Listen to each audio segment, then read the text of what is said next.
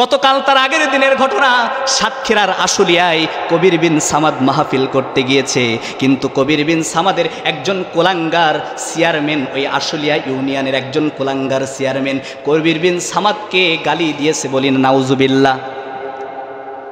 কবির বিন সামাদ আপনারা তো সবাই তার চেনেন, সে মাহফিল করতে গিয়েছে আশুলিয়ায়।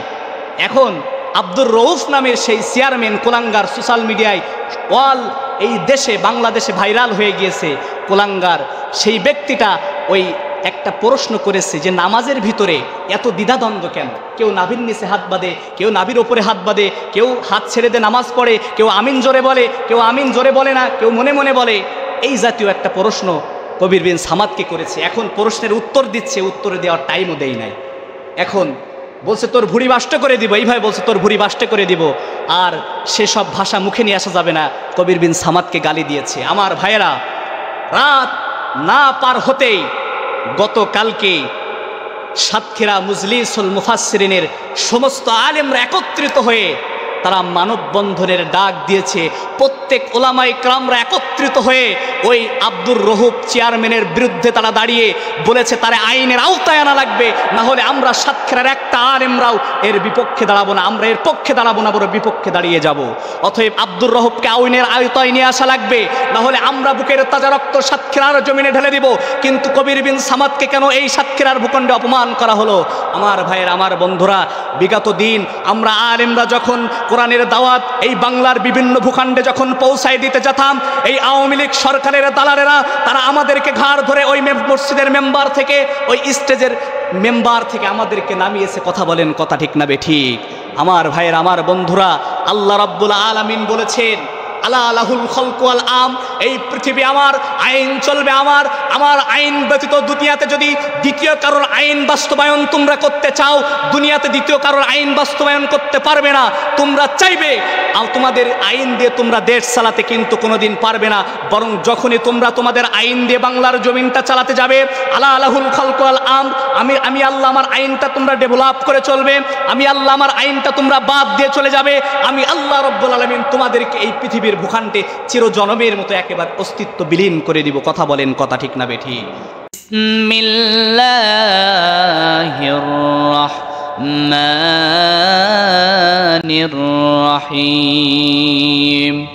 ওয়াল আসরি ইন্নাল ইনসানা লাফি খুসর إلا الذين آمنوا وعملوا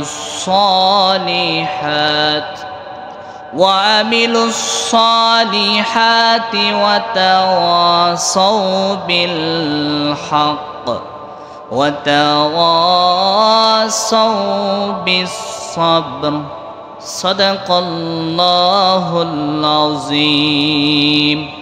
إن الله وملائكته يصلون على النبي يا أيها الذين آمنوا صلوا عليه وسلموا تسليما.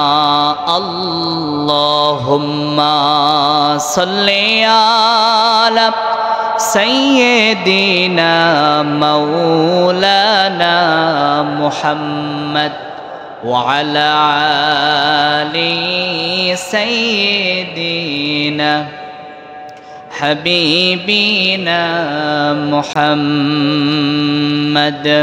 জন্ম আমার নবীর যুগে হলে কেমন হতো, জন্ম আমার নবীর যুগে হলে কেমন হতো। দো নয়নে রাসূলে পাক দেখিলে কেমন হতো, জন্ম আমার নবীর যুগে হলে কেমন হতো, জন্ম আমার নবীর যুগে হলে কেমন হতো। আল্লাহুম্মা সাল্লি আলা সাইয়্যিদিনা মাওলানা মুহাম্মদ ওয়া আলা আলি সাইয়্যিদিনা হাবিবিনা মুহাম্মদ বালাগাল উলা বিকামালিহি কাশাফাদ দুজা বিজামালিহি হাসনাত জামিউ খাসালিহি সাল্লু আলাইহি ওয়া আলিহি। আলহামদুলিল্লাহ। মুআজ্জিজ মুহতারাম, হযরত উলামায়ে কেরাম, আমার কলিজার টুকরা বাবাজি এবং ভাইয়েরা, পদ্মান্তরালে অবস্থানরত কলিজার টুকরা মা এবং বোনেরা, সকলকে জানাই আসসালামু আলাইকুম ওয়া রাহমাতুল্লাহি ওয়া বারাকাতুহু। সর্বপ্রথমে কালিমাতুশ শুকর আদায় করি, আমরা সবাই বলি আলহামদুলিল্লাহ। দ্রুত সালাম পাঠিয়ে দিই বিশ্ব মানবতার মুক্তির একমাত্র কাণ্ডারি সাইয়্যিদুল মুরসালিন খাতামুন নবিয়্যিন, সবাই বলি সাল্লাল্লাহু আলাইহি ওয়াসাল্লাম। সম্মানিত হাজিরিন, আমি আপনাদের সামনে কোরআনুল কারীমের 103 নম্বর সূরাতুল আসর আমি তেলাওয়াত করেছি। ছোট্ট একটি সূরা, এই সূরাটিতে আয়াত আছে 3টি, রুকু আছে 1টি। এই সূরাটি নাজিল হয়েছে বিশ্বনবীর হিজরতের পূর্বে। এই সূরাটিতে অক্ষর আছে 70টি, শব্দ আছে মোট 14টি। এই ছোট্ট একটি সূরা আমি আপনাদের সামনে তেলাওয়াত করেছি।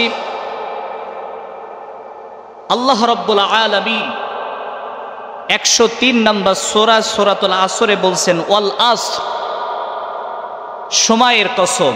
আল্লাহ বলছেন কসম সময়ের, কসম আসরের। আমরা আজকের সরাসরি আলোচনার ভিতরে প্রবেশ করি ভূমিকা ছাড়াই। আল্লাহ বলছেন ওয়াল আসর, 6টা অক্ষর দ্বারা, 6টা হরফ দ্বারা একটি শব্দ আল্লাহ তাআলা একটি আয়াতে কারিমা বলেছেন ওয়াল আসর, মানে কসম আসরের, কসম সময়ের। আমার ভাইরা, আমি একটি জুম্মায় বলেছিলাম, আপনার আমার মানব জাতির সকলের জীবনের গুরুত্বপূর্ণ একটা জিনিস, সব থেকে মূল্যবান একটা জিনিস, মূল্যবান একটা সম্পদ, সেটা হলো মানুষের জীবনের সময়। সময় আজকের আমাদের জীবনে এত মূল্যবান জিনিস। যদি আমরা এই সময়ের গুরুত্ব দেই, তাহলে প্রত্যেকটা সেক্টরে, প্রত্যেকটা জায়গায় মানুষ সাকসেসফুল হবে যদি সময়কে তারা গুরুত্ব দেয়। আমার ভাইয়ের, আমার বন্ধুরা, আমার আল্লাহ রাব্বুল আলামিন কোরআনুল কারীমের সূরাতুল আসরের ভিতরে বলছেন ওয়াল আসর, কসম সময়ের। কি পরিমাণ সময়ের গুরুত্ব আপনাকে আমাকে দিতে হবে, যেই সময়কে কেন্দ্র করে আমার আল্লাহ তাআলা একটি সূরা কোরআনুল কারীমের ভিতরে নাজিল করেছেন। আমার ভাইয়ের, আমার বন্ধুরা, আল্লামা সাঈদী রাহিমাহুল্লাহ জগৎ বিখ্যাত একটি আলেম, তিনি তার আলোচনার ভিতরে তিনি বলেন, একজন দরবেশ রাত্রিবেলা ঘুমায় আছে। ঘুমান্ত অবস্থায় ওই দরবেশটা স্বপ্নে দেখে যে বনের একটা হিংস্র জন্তু, বনের একটা হিংস্র পশু, নাম তার বাঘ। বাঘটা ওই দরবেশ বাবাকে তাড়ানোর জন্য, ধরবার জন্য তারে তাড়াচ্ছে। আমার ভাইয়েরা, এখন একটা দরবেশ, সে যখন একটা বাঘ তারে তাড়ায়, তখন ওটা কি ওই দরবেশ সাহেব কি আর ওই জায়গাটায় দাঁড়ায় থাকবে না, বাঘের ভয়ে দৌড়াবে? আমাদেরকে যদি বাঘ ধাওয়া করে, তাড়ায়, তাহলে কি আমরা এই মসজিদের ভিতরে থাকবো না? আমরা বাঘের ভয়ে পালাবো না? বাঘ যখন দরবেশ সাহেবরে তাড়ায়, বাঘের হাত থেকে দরবেশ বাঁচার জন্য দৌড়াতে দৌড়াতে যখন অক্লান্ত পরিশ্রম হয়ে গেল, যখন দুর্বল হয়ে গেলেন, কঠোর পরিশ্রম হয়ে যাওয়ার পরে বাঘের হাত থেকে বাঁচার জন্য দরবেশ এবার লাফ মেরে একটা গাছের ডাল ধরলেন। গাছের ডালটা ধরার পরে তিনি এবার অনুভব করতেছে, তিনি এবার ভাবতেছে যে আমি গাছের ডাল ধরেছি, মনে হয় বাঘের হাত থেকে আমি বেঁচে যাব। কিন্তু যেই ডালটা দরবেশ সাহেব ধরেছে, ডালটা ধরার পরে ডালের গোড়ার দিকে তাকিয়ে দেখে একটা সাদা ইঁদুর, একটা কালো ইঁদুর ডালটা কুটকুট কুটকুট করে কাটে ফেলবে। কিছু সময় পরে ডালটা ভেঙে দরবেশ নিচে পড়ে যাবে। এখন আমি আপনাদের কাছে প্রশ্ন করি, মানুষের জীবনে, মানুষের ওই দরবেশ সাহেবের জীবনে আমার ভাইয়েরা, আমার বন্ধুরা, বিপদ কমে গেল না বেড়ে গেল? বিপদ বেড়ে যায় নাই? সে বাঘের হাত থেকে বাঁচানোর জন্য দৌড়াইছে, কিন্তু কিছু দূর যাওয়ার পরে যে ডালটা ধরেছে সেই ডালের গোড়ায় একটা সাদা ইঁদুর, একটা কালো ইঁদুর কুটকুট করে কাটতেছে। কিছু সময় পরে ডালটা ভেঙে নিচে পড়ে গেল। এখন সে যে নিচে পড়বে, নিচের দিকে তাকিয়ে দেখছে যে আমি তো নিচের দিকে লাফ মারবো যখন ডালটা ভেঙে যাবে, আসলে কি নিচের জায়গাটা নরম আছে না শক্ত আছে? তাকায় দেখে যেই জায়গাটাতে পড়বে সেই জায়গাটা বিশাল বড় একটা কুয়া, বিশাল বড় একটা গর্ত। এখন তার বিপদ কমলো না আরো বাড়লো? ভাই, বিপদ কিন্তু আরো বেড়ে গিয়েছে। এখন ওই গর্তের ভিতরে বিশাল দেহের একটা অজগর সাপ হা করে ওই নিচে বসে আছে, দাঁড়িয়ে আছে, যে দরবেশ তুমি পড়বা কখন, তোমাকে গিলে খাইবো আমি তখন। অজগর সাপ পড়ে আছে। আমার ভাইয়েরা, দরবেশ সাহেব বাঘের হাত থেকে বাঁচানোর জন্য দৌড়াতে দৌড়াতে গাছের একটা ডাল ধরলেন। যেই ডালটা দরবেশ সাহেব ধরলেন, ডালটা ধরার পরে ডালের গোড়ায় সাদা ইঁদুর, কালো ইঁদুর ডালটা কুটকুট করে কাটতেছে। বিপদ আরও বেড়ে গেল। এবার ওই ডাল থেকে যখন নিচের দিকে লাফ দিবে, নিচের দিকে তাকিয়ে দেখে একটা কুয়া, কুয়ার ভিতরে অজগর সাপ। দরবেশের সামনে বিপদ, পিছনে বিপদ, ডাইনে বিপদ, বামে বিপদ, চতুর্দিকে বিপদ। ইন দ্য মেন টাইম ওই সময় ওই গাছের, যেই গাছের ডালটা ধরেছিল ওই গাছের মটকায় এক চাক মৌমাছি বাসা বেঁধে ওই গাছের মটকায় ছিল। ঠিক ওই সময় মাসালের সামনে যখন মৌমাছির চাক পড়ে, মাসালের মাথায় কিন্তু আর কাজ করে না। আমার ভাইয়ের, আমার বন্ধুরা, ঠিক ওই সময় যখন মৌমাছির চাক, মৌমাছির বাসাটা মাসালের চোখের সামনে পড়ে গেল, আর মাসাল দেরি করল না। ঠিক ওই সময় দরবেশ যখন ডালটা ধরে থাকে, ওই মৌমাছির চাকে মাসাল এসে ঘা দেওয়ার সঙ্গে সঙ্গে সবগুলা মৌমাছি তার বাসা ছেড়ে অন্য গাছে চলে যায়। এখন ওই চাকে ছিল অনেকগুলা মধু। এবার মধু টপ টপ টপ টপ করে দরবেশের মাথার উপরে পড়ছে। এখন সে যে বাঘের হাত থেকে বাঁচার জন্য দৌড়াইছে, অক্লান্ত পরিশ্রম করেছে, তার বড্ড পানি পিপাসা লেগেছে। মনে করছে আকাশ থেকে মনে হয় বৃষ্টি বর্ষণ হচ্ছে। এখন ওই দরবেশ মাথাটা উঁচু করে পানি খাবার নেয়াতে গালটা হা করলেন। মৌচাক থেকে মধুটা এবার ওই দরবেশের গালের ভিতরে পড়তেছে। মধু আমার ভাইয়েরা খাইতে মজা লাগে কি লাগে না? মধু কিন্তু খাইতে বড্ড মজা লাগে। এখন দরবেশ ওই মধুটা খাওয়া শুরু করে দিয়েছে। দরবেশ এবার মধু খাইতে শুরু করে দিল। মিনিটের পর মিনিট, ঘন্টার পর ঘন্টা ডালটা ধরে মধু খাইতে লাগে। চাক থেকে টপ টপ টপ টপ করে মধু পড়ে, আর মধুটা খাইতে খাইতে থাকে। আমার ভাইয়েরা, আমার বন্ধুরা, দরবেশ ভুলে গেল যে বাঘটা ওরে তাড়ায়, ওই বাঘের কথা ভুলে গেল, বাঘের ভয় ভুলে গেল। যেই ডালটা ধরেছে কিছু সময় পরে ডালটা ভেঙে গর্তের ভিতরে পড়ে যাবে, অজগর সাপের গালের ভিতরে চলে যাবে। সমস্ত বিপদ তার চতুর্দিকে রয়েছে, কিন্তু সামান্য কয়েক ফোঁটা মধুর খাওয়ার বিনিময়ে, সামান্য কয়েক ফোঁটা মধু খাইতে খাইতে দরবেশ সাহেব সমস্ত বিপদ ভুলে গেলে। ইন দ্য মেন টাইম ওই সময় দরবেশের ঘুম ভেঙে গিয়েছে। দরবেশের ঘুম ভেঙে গিয়েছে। আমার ভাইয়ের, আল্লাহ সূরাতুল আসরের 2 নম্বর আয়াতে কারিমার ভিতরে বলছে, ইন্নাল ইনসানা লাফি খুসর। ইন্না মানে নিশ্চয়, ইনসান মানে মানুষ। আল্লাহ তাআলা এরপরে বলছে লাফি খুসর, ক্ষতির মধ্যে নিমজ্জিত। আমার ভাইয়ের, আমার বন্ধুরা, আল্লাহ তাআলা বলে ইন্নাল ইনসানা লাফি খুসর, নিশ্চয় মানুষ ক্ষতির ভিতরে নিমজ্জিত। আল্লাহ তাআলা এই পৃথিবীতে যত মানুষ আছে প্রত্যেকটা মানুষের উদ্দেশ্য করে আমার আল্লাহ তাআলা বলেছে প্রত্যেকটা মানুষ ক্ষতির ভিতরে নিমজ্জিত। আমার ভাইয়েরা, আমার বন্ধুরা, যেমন দরবেশ সাহেব একটা ক্ষতির ভিতরে নিমজ্জিত রয়েছে, ডাইনে বিপদ, বামে বিপদ, সামনে বিপদ, পিছনে বিপদ, দরবেশের চতুর্দিকে বিপদ। এরকম বিপদের ভিতরে, এরকম ক্ষতির ভিতরে আল্লাহ তাআলা সূরা আসরের ভিতরে বলছে ইন্নাল ইনসানা লাফি খুসর, নিশ্চয় মানুষ তারা ক্ষতির ভিতরে নিমজ্জিত রয়েছে। আমার ভাইয়ের, আমার বন্ধুরা, কি এমন ক্ষতির ভিতরে আমরা রয়েছি উদাহরণটা দিলে বুঝতে পারবেন। দরবেশ সাহেবের ঘুম ভেঙে গিয়েছে। এখন তার মনের ভিতরে কিউরিসিটি জাগছে, যে আমি যে স্বপ্ন দেখলাম আসলে স্বপ্নটা কি বাস্তব না অবাস্তব। এখন এটা প্রমাণ করার জন্য তার আর ঘুম হয় না, এদিকে দৌড়াই ওদিকে দৌড়াই, এই বুজুর্গের কাছে যাই, অমুক একটা মুফতির কাছে যাই, কিন্তু এই স্বপ্নের ব্যাখ্যাটা পরিপূর্ণভাবে পাই না। আমার ভাইয়ের, আমার বন্ধুরা, দরবেশ বাবা এবার আর দেরি করলেন না, এলাকার সব থেকে বড় একজন আলেমের কাছে গিয়ে বলে, হুজুর আমি স্বপ্নে দেখলাম, পুরো ব্যাখ্যাটা, স্বপ্নের পুরো ঘটনাটি বলে দিলেন। হুজুরে বলেন তো স্বপ্নের ব্যাখ্যাটা কি হতে পারে।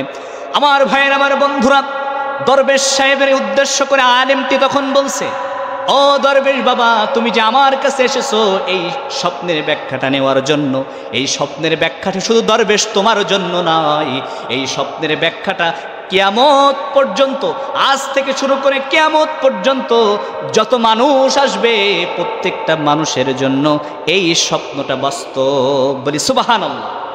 সেটা কেমন? দরবেশ এবার দরবেশ সাহেবরে উদ্দেশ্য করে আলেমটি, ওই হুজুর এবার উদাহরণ দিচ্ছে, ব্যাখ্যা দিচ্ছে। তুমি যে বাঘের হাত থেকে বাঁচার জন্য দৌড়াচ্ছিলে, যে বাঘটা তোমারে তাড়াচ্ছিল, জানো ওই বাঘটাকে? ওই বাঘটা হলো আল্লাহ রাব্বুল আলামিন এই দুনিয়ার ভূখণ্ডে একজন ফেরেশতাকে নিযুক্ত করেছে, যেই ফেরেশতাটা 18,000 মাকলুকাতের প্রাণ বায়ুটা কবজ করবে, 18,000 মাকলুকাতের এই কলিজাটা যিনি কবজ করবে, যেই ফেরেশতা নাম তার মালাকুল মাউত হযরতে আজরাইল আলাইহিস সালাম। ওই যে বাঘ তোমারে তাড়াচ্ছিল স্বপ্নের ভিতরে, ওই বাঘটা আর কেউ নয়, ওই বাঘটাই হলো মালাকুল মাউত আজরাইল। আমাদের কেউ বাঘের মতো আজরাইল আলাইহিস সালাম তাড়াচ্ছে। আমাদের সময় যখন শেষ হয়ে যাবে, আজরাইল আমাদের প্রাণ বাহুটা মুহূর্তের ভিতরে আমাদের শরীর থেকে বাহির করে নিয়ে চলে যাবে। আমার ভাইয়ের, আমার বন্ধুরা, দরবেশ সাহেবের উদ্দেশ্য করে আলেমটি এবার ব্যাখ্যা দিচ্ছে, শোনো, তুমি যে ডালটি ধরেছ, ডালের গোড়ায় একটা সাদা ইঁদুর, একটা কালো ইঁদুর ডালটা কুটকুট কুটকুট করে কাটতেছে। ওই সাদা ইঁদুরটা কি তুমি জানো? ওই সাদা ইঁদুরটা হলো দিন, আর কালো ইঁদুরটা হলো রাত। এই রাত এবং দিন, কালো ইঁদুর আর সাদা ইঁদুর যেমন কুটকুট করে ডালটা কাটছে, কিছু সময় পরে ডাল ভেঙে যাবে, ওই ডালের মেয়াদ শেষ হয়ে যাবে। তোমার জীবনে রাতও রয়েছে, দিনও রয়েছে। সাদা ইঁদুরটা হলো দিন আর কালো ইঁদুরটা হলো রাত। তোমার জীবনে রাত এবং দিন, একদিন এক রাত তোমার জীবনে কমতেছে, কিছুদিন পরেই তুমি এই দুনিয়ার মোহমায়া ত্যাগ করে চলে যাবে। আল্লাহ বলে, ওয়াল আসর, সময়ের কসম, এই যে সময়, এই সময় আমাদের যখন শেষ হয়ে যাবে, ওই আল্লাহ রব্বুল আলামিনের কাছে ধন্য দেওয়া লাগবে কি লাগবে না? দরবেশ সাহেবকে উদ্দেশ্য করে এবার ওই আলেমটি বলতেছে, বাবাজান, আপনি যখন ডালটা ধরলেন, যখন দেখলেন কালো ইঁদুর সাদা ইঁদুর কাটতেছে, ওই কালো ইঁদুর সাদা ইঁদুর রাত আর দিন শেষ হয়ে যাবে, আপনি এবার যখন নিচের দিকে তাকালেন, তাকিয়ে দেখলেন যে নিচে একটা গর্ত, গর্তের ভিতর অজগর সাপ। অনুরূপভাবে আপনার জীবন যখন শেষ হয়ে যাবে, আপনি যখন ইন্তেকাল করবেন, আমরা যখন দুনিয়া থেকে বিদায় নিয়ে চলে যাই, তখন আমাদেরকে কোথায় রেখে আসে ভাই? 3.5 হাত মাটির ঘরে। 3.5 হাত মাটির ঘর, কারো আপন কারো পর, কারো বা হবে ফুলের বাগান, কারো বা হবে জাহান্নাম। আমরা ইন্তেকাল করব, আমাদেরকে ওই 3.5 হাত মাটির ঘরে রেখে আসা হবে। যদি আপনার আমল হয় ভালো, আপনি যাবেন আল্লাহর জান্নাতে, আর যদি আপনার আমল হয় খারাপ, ওই যে কুয়ার ভিতরে একটা অজগর সাপ রয়েছে, স্বপ্নের ব্যাখ্যাটা হলো ওই ব্যক্তিটা দুনিয়া থেকে বিদায় নিবে, ওই ডাল ভেঙে যখন নিচে পড়বে অজগর সাপ খাইবে। আপনি যখন দুনিয়া থেকে বিদায় নেবেন, আমল যদি খারাপ হয়, ওই অজগর সাপ কবরের ভিতরে রয়েছে। ওই সাপ, 99টা সাপ কবরের ভিতরে আল্লাহ তাআলা নিযুক্ত করে দিয়েছে। একটি সাপ যদি দুনিয়াতে একটা সফল মারে, এই দুনিয়াটা পুরোটা পুরে সারখার হয়ে যাবে। আল্লাহ রব্বুল আলামিন এরকম সাপ কবরের ভিতরে রেখেছে। আপনার আমল যদি হয় ভালো তো আলহামদুলিল্লাহ, আর যদি আমল খারাপ হয়, ওই সাপের দংশনে আপনার দুনিয়া থেকে ওই কবরের ভিতরে আপনার সাপের দংশনে আপনার জীবনটা বারবার বারবার শেষ হয়ে যাবে। আমার ভাইয়ের, আমার বন্ধুরা, এই যে শত বিপদ দেখার পরে দরবেশটা যখন মধু খাইতে পাগল হয়ে গেল, ঠিক আমরা জানি যে আজরাইলের হাতে আমাদেরকে ধন্যে দেওয়া লাগবে, দুনিয়া থেকে বিদায় নিয়ে চলে যাব, আমরা ইন্তেকাল করব, 3.5 হাত মাটির ঘরে যাব, আমাদের ওখানে কোনো আপনজন বলতে কেউ থাকবে না। আজকের সন্তান, স্ত্রী, আমাদের বাবা, আমাদের মা, আমাদের নেতা, আমাদের খেতা, অনেক কিছু রয়েছে দুনিয়াতে, টাকা রয়েছে, পয়সা রয়েছে, গাড়ি রয়েছে, বাড়ি রয়েছে, কোনো কিছুর অভাব নাই। কিন্তু যখন ওখানে চলে যাবেন শুধু কাফনের কাপড় ছাড়া আপনার সঙ্গে কিচ্ছু যাবে না ভাই। তো এটা জানার পরেও আজকের ওই মধু যে খাইতে ব্যস্ত হয়ে গিয়েছে, মধুর পাগল হয়ে গিয়েছে, অনুরূপভাবে মধু হচ্ছে আপনার স্ত্রী, মধু হচ্ছে আপনার সন্তান, মধু হচ্ছে আপনার বাবা, মধু হচ্ছে আপনার মা, মধু হচ্ছে টাকা, মধু হচ্ছে পয়সা, মধু হচ্ছে গাড়ি, মধু হচ্ছে বাড়ি, মধু হচ্ছে নারী। এই যে আজকের নারীর পিছনে, গাড়ির পিছনে, সম্পদের পিছনে, টাকার পিছনে আজকের আপনি মাতোয়ারা হয়ে গিয়েছেন, আপনি দৌড়াচ্ছেন, আজকের শত বিপদ আপনি ভুলে গিয়েছেন। আল্লাহ তাআলা বলে ইন্নাল ইনসানা লাফি খুসর, ইন্না মানে নিশ্চয়, ইনসান মানে মানুষ, লাফি খুসর ক্ষতির মধ্যে নিমজ্জিত। আজকের আমরা সবাই ক্ষতির ভিতরে নিমজ্জিত। আল্লাহ তাআলা সূরা আসরের 3 নম্বর আয়াতে কারিমার ভিতরে বলেন ইল্লাল্লাযীনা আমানু ওয়া আমিলুস সালিহাত, জোরে জোরে বলেন আল্লাহু আকবার। وعملوا الصالحات وتواصوا بالحق وتواصوا بالصبر। আল্লাহ রাব্বুল আলামিন বলেন ইন্নাল ইনসানা লাফি খুসর, নিশ্চয় মানুষ ক্ষতির মৃত্যু নিমজ্জিত, ইল্লা তারা ব্যতীত। আল্লাহ তাআলা বলছেন ইল্লা তারা ব্যতীত, কারা ব্যতীত? 4টা গুণ আছে যাদের ভিতরে, তারা ব্যতীত এই পৃথিবীতে যারাই রয়েছে প্রত্যেকটা মানুষ ক্ষতির সঙ্গে রয়েছে, ক্ষতির মধ্যে নিমজ্জিত, ক্ষতির সাথে রয়েছে। আমার ভাইয়েরা, আমার বন্ধুরা, আল্লাহ তাআলা এখানে ইল্লা শব্দ ব্যবহার করেছে। আল্লাহ বলছে ইল্লা তারা ব্যতীত, কারা ব্যতীত? 4 শ্রেণীর ব্যক্তিরা ব্যতীত, 4টা গুণে গুণান্বিত ব্যক্তিরা ব্যতীত এই পৃথিবীতে যারাই রয়েছে তারাই ক্ষতির ভিতরে নিমজ্জিত। আমার ভাইয়েরা, ফার্স্ট অফ অল, নাম্বার 1, সর্বপ্রথমে আল্লাহ বলেন ক্ষতির ভিতরে নাই 4 শ্রেণীর ব্যক্তি। সর্বপ্রথমে আল্লাযীনা আমানু, বলি আল্লাহু আকবার, যারা ঈমান এনেছে, যারা বিশ্বাস স্থাপন করেছে, যারা প্রকৃতপক্ষে ঈমানদার, ঈমানদার ব্যতীত আল্লাহ রাব্বুল আলামিন বলেন প্রত্যেকটা মানুষ ক্ষতির ভিতরে নিমজ্জিত। যারা ক্ষতির ভিতরে নাই 4 শ্রেণীর ভিতরে 1 নম্বরে যারা ঈমানদার, যারা পরেজগার, যারা দিনদার, একমাত্র তারা ক্ষতির ভিতরে নাই। 2 নম্বরে আল্লাহ বলেন ওয়াআমিলুস সালিহাত, আল্লাহ রাব্বুল আলামিন বলেন যারা সালিহিন, যারা নেককার, যারা সৎ কাজের আদেশ দেয়, যারা সত্যবাদী, একমাত্র তারা ক্ষতির ভিতরে নাই, তারা ব্যতীত সকলেই ক্ষতির ভিতরে নিমজ্জিত। 3 নম্বরে আল্লাহ বলেন ওয়াতাওয়াসাউ বিল হক, যারা হকের পথে রয়েছে, যারা ইসলামের দাওয়াত প্রত্যেকটা মানুষের দ্বারে দ্বারে পৌঁছায়, জীবনের মায়া করে না, স্ত্রীর মায়া করে না, সংসারের মায়া করে না, কোনো কিছুর মায়া করে না, শুধুমাত্র ওয়াতাওয়াসাউ বিল হক, হকের পথেই তারা সংগ্রাম করে, হকের পথেই তারা অটল থাকে। আল্লাহ বলে তারা ক্ষতির ভিতরে নাই।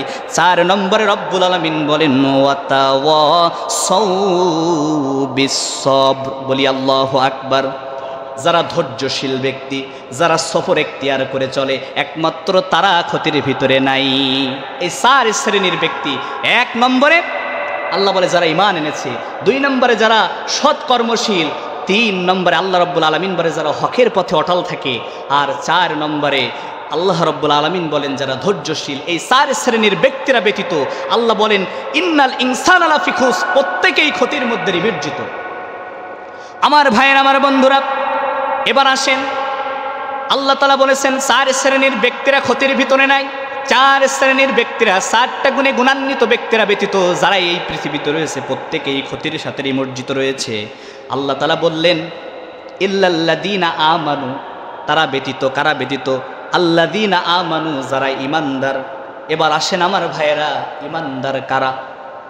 আপনি, আমি ইমাম সাহেব, আমি নিজেকে ঈমানদার বলে দাবি করি, আসলে কি আমি ঈমানদার? আপনি মুসল্লি, আপনি ইমাম সাহেব বলে দাবি করেন, আপনি কি হচ্ছে প্রকৃত ঈমানদার?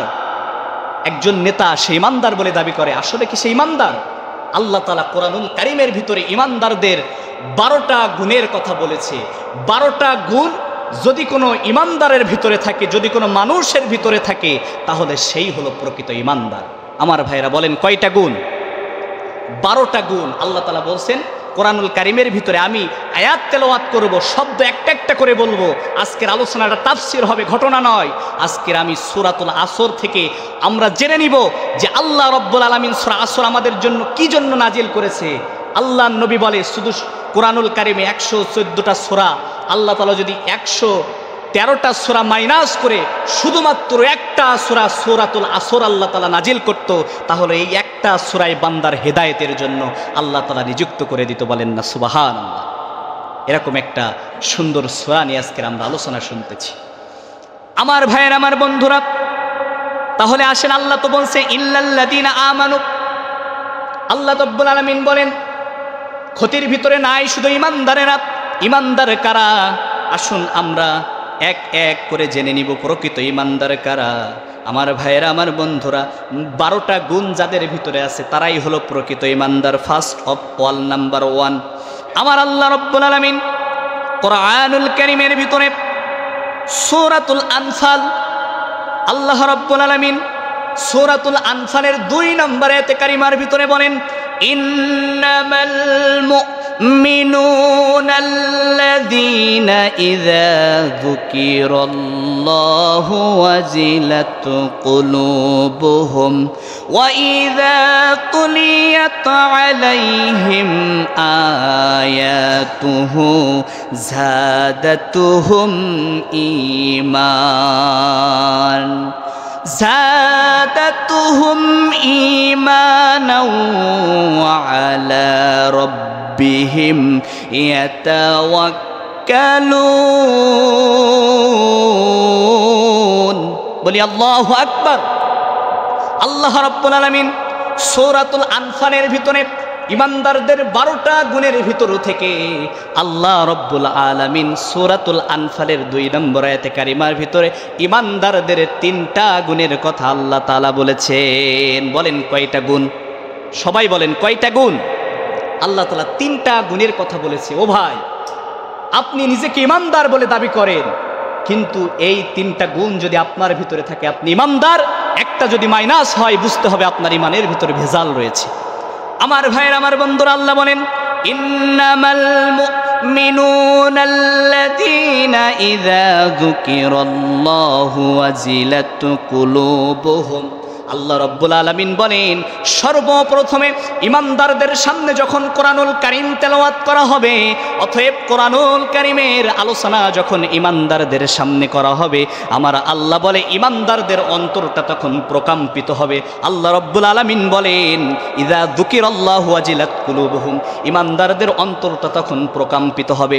আল্লাহ রাব্বুল আলামিন 2 নম্বরে বলেন وَإِذَا تُلِيَتْ عَلَيْهِمْ آيَاتُهُ زَادَتْهُمْ ঈমানা। আল্লাহ রাব্বুল আলামিন বলেন ইমানদারদের সামনে যখন কোরআনের নসিহত করা হবে, কোরআনুল কারীমের আলোচনা করা হবে, কোরআনটা তেলাওয়াত করা হবে, ইমানদারদের ঈমান তখন আমি আল্লাহ বৃদ্ধি করে দেই। বলি সুবহানাল্লাহ।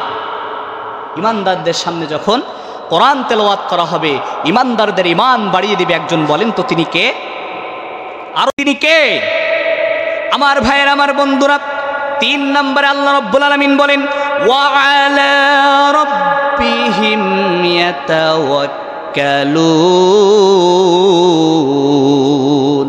আল্লাহ রাব্বুল আলামিন বলেন ইমানদারদের সামনে যখন কোরআন তেলাওয়াত করা হবে 3 নম্বরে ইমানদারদের ঈমান এত এত এত পরিমাণ ইমানদারদের ঈমান বৃদ্ধি হবে যে ইমানদারেরা ওই আল্লাহ ছাড়া দ্বিতীয় কোনো মানুষের সামনে, ওই আল্লাহ ছাড়া দ্বিতীয় কোনো শক্তির সামনে ইমানদারেরা মাথা নত করবে না। বলি সুবহানাল্লাহ।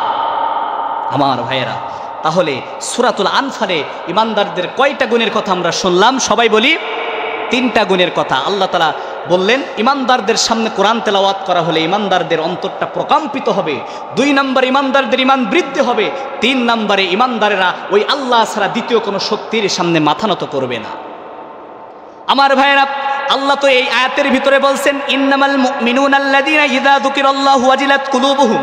ঈমানদারদের সামনে যখন কোরআন তেলাওয়াত করা হবে, কোরআনের আলোচনা করা হবে, তাদের অন্তরটা প্রকম্পিত হবে, তাদের ঈমানটা বৃদ্ধি হবে। ও ভাই, বিগত দিন যারা 16টা বছর যারা ক্ষমতার মসনদে ছিল, কোরআনের নসিহাত যখন করা হতো, তারা আবার নিজেকে ঈমানদার বলে দাবি করত, কিন্তু তারা প্রকৃত ঈমানদার না। তার কারণ তাদের সামনে যখন কোরআনের হক দাওয়াতটা পৌঁছায় দেওয়া হতো, কোরআনের কথা যখন বলা হতো, ওই সমস্ত ঈমানদার যারা ছিল, ওই সমস্ত পরেজগার যারা ছিল, তারা নিজেকে ঈমানদার বলে দাবি করত। কিন্তু ঈমানদারেরা তারা জীবনে কোনোদিন সত্য কথা বলতো না, বরং 16টা বছর ঈমানদারিত্ব করেই ওই আলেমদেরকে স্টেজ থেকে ঘাড় ধরে নামিয়েছে, মসজিদের মেম্বার থেকে ইমাম সাহেবদেরকে ঘাড় ধরে নামিয়েছে, এমনকি বক্তার মা বাপ তুলে গালি দিয়েছে। আমার ভাইয়ের, আমার বন্ধুরা, গতকাল তার আগের দিনের ঘটনা, সাতক্ষীরার আশুলিয়ায় কবির বিন সামাদ মাহফিল করতে গিয়েছে, কিন্তু কবির বিন সামাদের একজন কোলাঙ্গার চেয়ারম্যান, ওই আশুলিয়া ইউনিয়নের একজন কোলাঙ্গার চেয়ারম্যান কবির বিন সামাদকে গালি দিয়েছে। বলিন নাউজুবিল্লাহ। কবির বিন সামাদ আপনারা তো সবাই তার চেনেন, সে মাহফিল করতে গিয়েছে আশুলিয়ায়। এখন আব্দুর রউফ নামের সেই চেয়ারম্যান কোলাঙ্গার সোশ্যাল মিডিয়ায় এই দেশে বাংলাদেশে ভাইরাল হয়ে গিয়েছে। কোলাঙ্গার সেই ব্যক্তিটা ওই একটা প্রশ্ন করেছে যে নামাজের ভিতরে এত দ্বিধাদ্বন্দ্ব কেন? কেউ নাভির নিচে হাত বাঁধে, কেউ নাভির ওপরে হাত বাঁধে, কেউ হাত ছেড়ে দিয়ে নামাজ পড়ে, কেউ আমিন জোরে বলে, কেউ আমিন জোরে বলে না, কেউ মনে মনে বলে। এই জাতীয় একটা প্রশ্ন কবির বিন সামাদকে করেছে। এখন প্রশ্নের উত্তর দিচ্ছে, উত্তরে দেওয়ার টাইমও দেয় নাই। এখন বলছে তোর ভুঁড়ি বাষ্ট করে দিব, এইভাবে বলছে তোর ভুঁড়ি বাষ্টে করে দিব, আর সেসব ভাষা মুখে নিয়ে আসা যাবে না। কবির বিন সামাদকে গালি দিয়েছে। আমার ভাইয়েরা, রাত না পার হতেই গতকালকে সাতক্ষীরা মুজলিসুল মুফাসসিরিনের সমস্ত আলেমরা একত্রিত হয়ে তারা মানববন্ধনের ডাক দিয়েছে।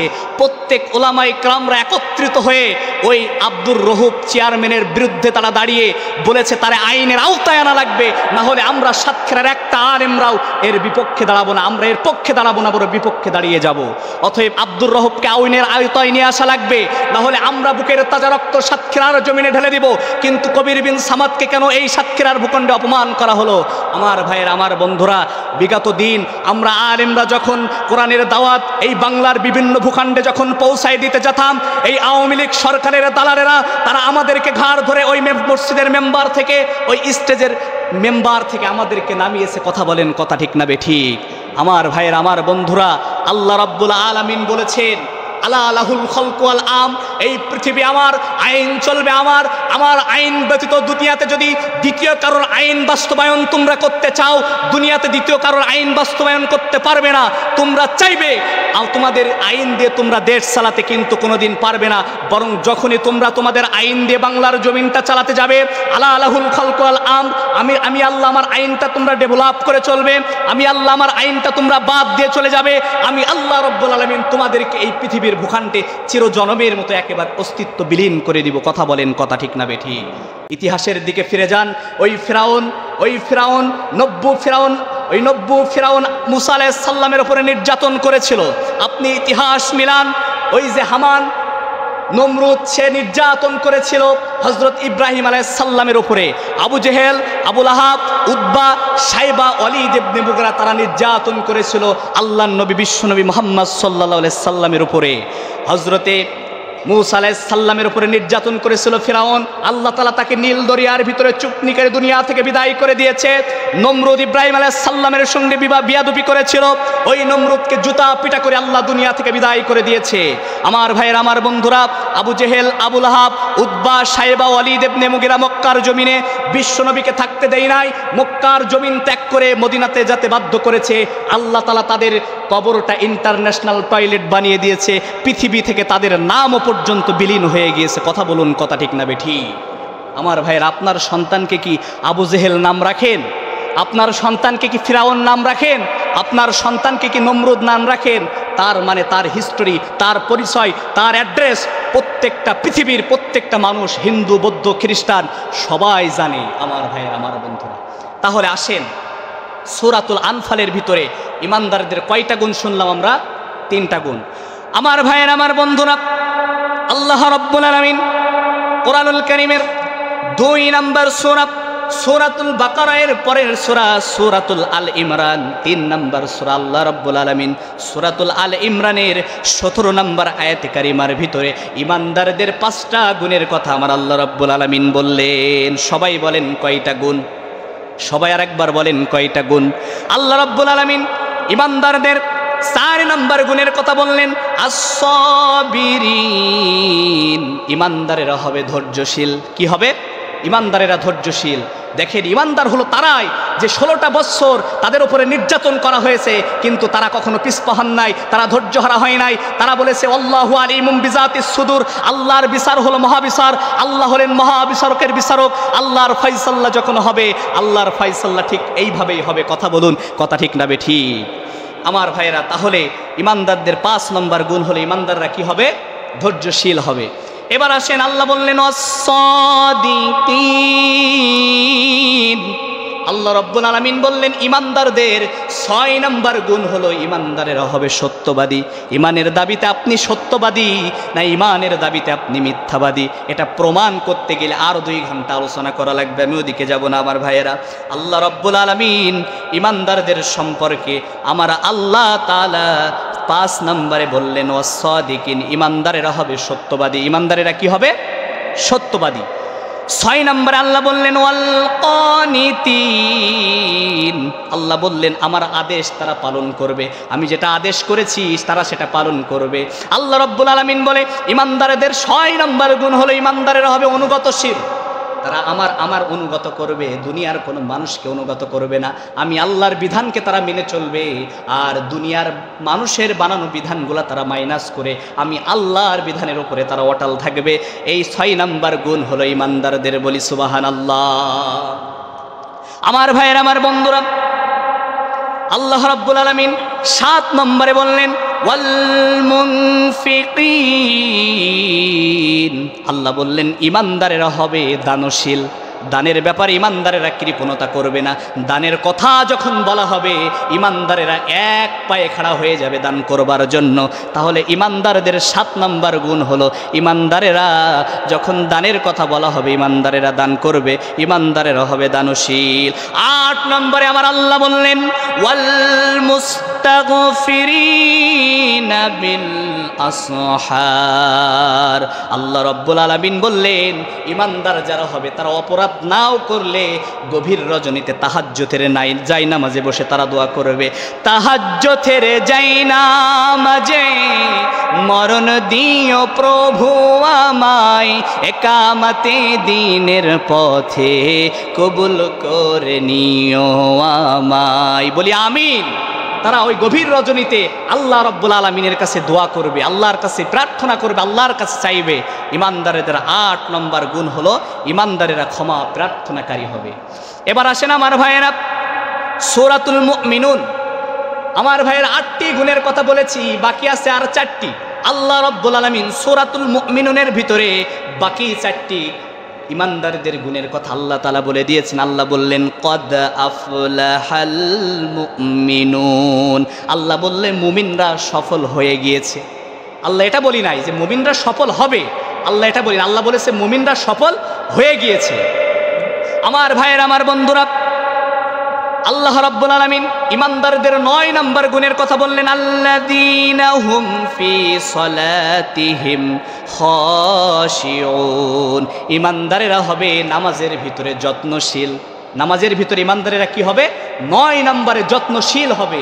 কিন্তু আমার দেশের ইমানদারেরা ইমানদার বলে দাবি করে, কিন্তু নামাজের ব্যাপারে যত্নশীল তারা হয় না। আমার ভাইয়েরা, আল্লাহ রাব্বুল আলামিন ১০ নম্বরে ইমানদারদের গুণের কথা বললেন আল্লাযীনা হুম ফি সলাতিহিম হাফিজুন। আল্লাহ রাব্বুল আলামিন ইমানদারদের ১০ নম্বর গুণের কথা বললেন আল্লাযীনা হুম ফি আনিল লাগউই মুরিদুন। আল্লাযীনা হুম আনিল লাগউই মুরিদুন। ইমানদারদের ১০ নম্বর গুণ হলো ইমানদারেরা অযথা কথা বলবে না, অযথা কাজ করবে না। কিন্তু আজকের দেখা যায় চায়ের দোকানে বসলে অযথা কথা ইমানদারেরা বলে কি বলে না? তারা অযথা কথা বলে, আবার নিজেকে ইমানদার বলে দাবি করে। আমার ভাইয়ের, আমার বন্ধুরা, এখনই শেষ করে দিব। আল্লাহ রাব্বুল আলামিন এরপরে ইমানদারদের 11 নম্বর গুণের কথা আল্লাহ বললেন, ওয়াল্লাযীনা হুম লিয-যাকাতি ফাইলুন। আল্লাহ বললেন ঈমানদারেরা যাকাত দিবে, অসহায় মানুষের দ্বারে দ্বারে যাকাত পৌঁছায় দিবে। এবার আসেন ঈমানদারদের 12টা গুণ। আল্লাহ রাব্বুল আলামিন বললেন ঈমানদারদের 12টা গুণ হবে, ওয়াল্লাযীনা হুম লিফুরুজিহিম হাফিজুন। আল্লাহ রাব্বুল আলামিন বললেন ঈমানদারদের 12টা গুণ হলো ঈমানদারেরা তাদের লজ্জা স্থানটাকে হেফাজত করবে। বলি সুবহানাল্লাহ। আল্লাহ রাব্বুল আলামিন, আল্লাহর নবী বলেন যে 2 চোয়ালের মধ্যবর্তী স্থান জিহবা আর 2 দাপনা 2 ঠ্যাঙের মধ্যবর্তী স্থান লজ্জা স্থান যে ব্যক্তি হেফাজত করবে আল্লাহর জান্নাত তার জন্য ওয়াজিব হয়ে যাবে। বলি সুবহানাল্লাহ। আমার ভাইয়েরা, আমরা যে 12টা গুণের কথা শুনলাম ঈমানদারদের, আল্লাহ রাব্বুল আলামিন এই 12টা গুণ আমাদের ভিতরে রাখবার এবং মানবার চলবার আল্লাহ তৌফিক দান করুক, বলি আমিন। আমার ভাইয়েরা, এই 12টা গুণ যাদের ভিতরে আছে তারাই ঈমানদার। আর একটা গুণ যদি মাইনাস হয়ে যায় বুঝে নিতে হবে সে ঈমানদার নয়, সে বরং ঈমানদার নয়, বরং তার ঈমানের ভিতরে ভেজাল রয়েছে। একটু দরুদ পড়েন আল্লাহুম্মা।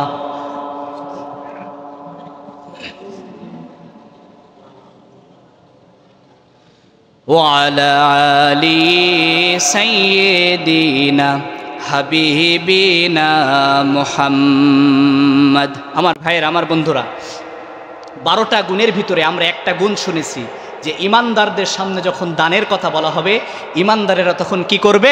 দানের ব্যাপারে এক পায়ে খাড়া হয়ে যাবে যে দান চাইতে দেরি, আমি দিতে দেরি করব না। এটাই হলো ঈমানদারের বৈশিষ্ট্য। আমার ভাইয়েরা, যদি আপনি ঈমানদার হন তাহলে আল্লাহর ঘর নির্মাণের জন্য আপনার তো কিছু অবদান দেওয়া লাগবে। প্রতি বছর আমাদের যে সিজনারি একটা ধানের সময় এসে যায়, এখন যে আমাদের ধানের সময় চলে এসেছে, আমরা কিন্তু ধান কেটে আমরা বাসায় নিয়ে আসবো।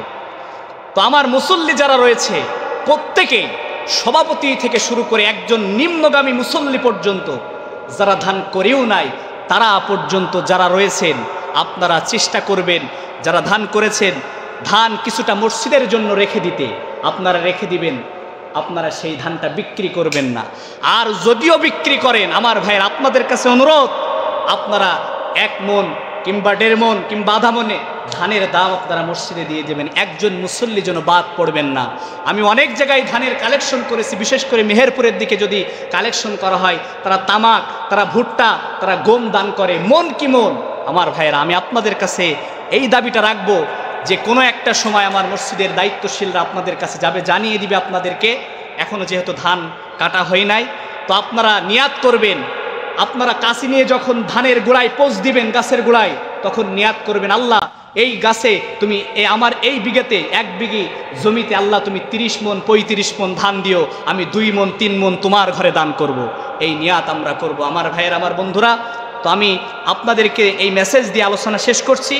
আখিরি দাওয়ানা আলহামদুলিল্লাহি রাব্বিল আলামিন। আসসালামু আলাইকুম ওয়া রাহমাতুল্লাহি ওয়া বারাকাতুহু। আমরা সকলে দাঁড়িয়ে সুন্নত নামাজ আদায় করি।